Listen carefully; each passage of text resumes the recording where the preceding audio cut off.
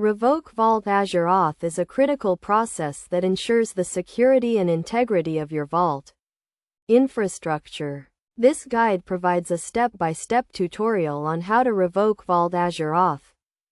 To begin, understand that Vault Azure Auth is a method of authentication that allows users to access Vault using their Azure credentials. Revoking this authentication method is essential when a user leaves an organization or when a security breach occurs.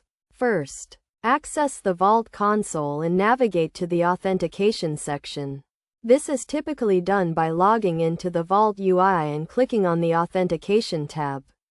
From here, select the Azure Auth method and click on the Configure button.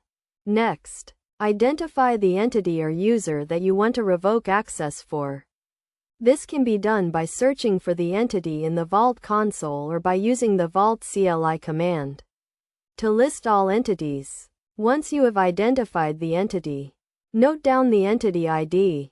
Now, use the Vault CLI command to revoke the Azure Auth method for the identified entity. The command to revoke Azure Auth is Vault Auth revoke auth path Azure entity id entity ID. Replace entity ID with the actual ID of the entity you want to revoke access for. After executing the command, the entity will no longer be able to access Vault using the Azure Auth method. It is essential to verify that the revocation was successful by checking the Vault logs or by attempting to log in as the revoked entity. Best practices dictate that you should regularly review and revoke unnecessary access to ensure the security of your Vault infrastructure. Additionally, consider implementing a least privilege access model to minimize the risk of a security breach.